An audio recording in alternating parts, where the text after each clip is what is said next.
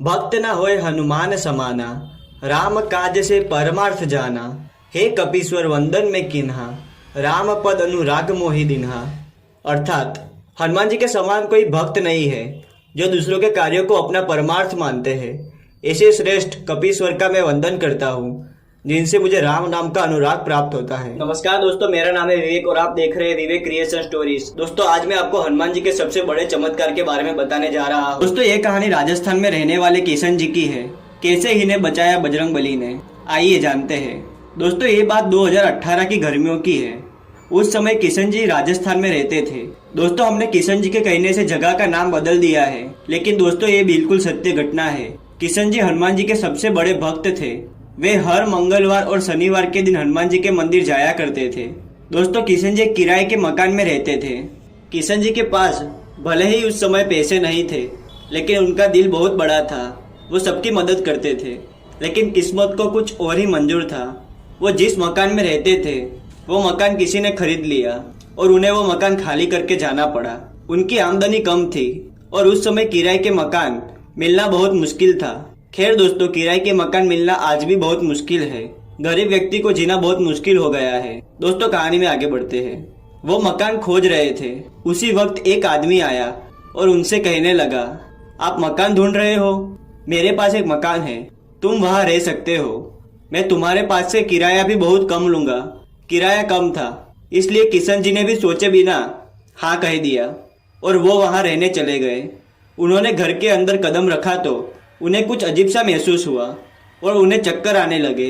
उन्होंने सोचा शायद गर्मी की वजह से ऐसा हुआ होगा। उस वक्त वो सामान रख ही रहे थे, तब उनके पड़ोसी वहाँ आए और कहा, शायद आपको पता नहीं है इस कमरे के बारे में। उन्होंने कहा, आप क्या कह रहे हैं?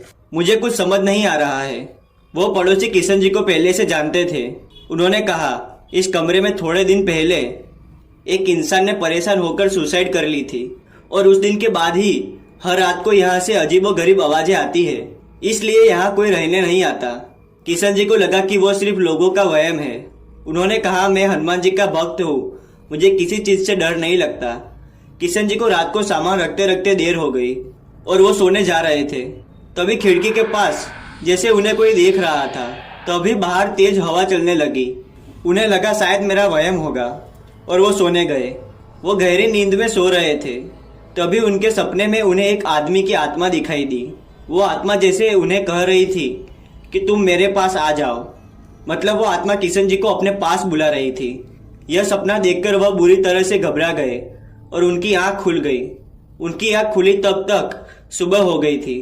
उन्हें कुछ समझ नहीं आया और वो अपने काम पर निकल गए। दिन ब दिन वो बहुत ही परेशान रहने लगे और पूरी तरह से नकारात्मक ऊर्जा से गिर गए।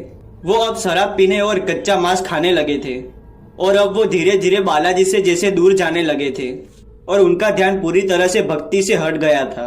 वो एक दिन जब कमरे में बैठे थे तब उन्हें लगा कि एक आत्मा कमरे के अंदर आई और गायब हो गई।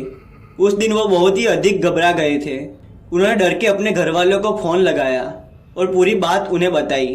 तब उनके बड़े भाई ने कहा कि तुम आज से शराब पीना और मांस खाना छोड़ दो और कमरे में गूगल की धुनी दो और हनुमान जी के बजरंग बाण का पाठ करो। किशन जी ने ऐसा ही किया और धुनी करने लगे, लेकिन वह बजरंग बाण का पाठ नहीं कर पाए। वो पढ़ना जानते थे, लेकिन वो जब पढ़ने जा रहे थे तब उनके मुंह से जैसे शब्द ही नहीं निकल रहे थे। उनके सूटकेस में हनुमान जी की मूर्ति थी। दोस्तों, उन्होंने हनुमान जी की वो मूर्ति अब तक बाहर नहीं निकाली थी। इसी वजह से वो इतने परेशान थे। उनके दिमाग को जैसे किसी ने कहा, जाके वो मूर्ति निकाल। उन्होंने ऐसा ही किया और हनुमान जी की मूर्ति निकाल के उनसे माफ़ी मांगी और उनके सामने गूगल की धुनी की और दीपक जलाया। उन्होंने मंदिर के पंडित जी से सुना था कि गूगल की धुनी देने से भूत प्रेत भाग जाते हैं। उनकी ये बात काफ़ी हद तक सही थी। हनुमान जी की पूजा के बाद उनका हौसला बढ़ा और उन्हें कमरे में ऐसा कुछ महसूस नहीं हुआ। लेकिन एक और बहुत बड़ी समस्या उनका इंतजार कर रही थी।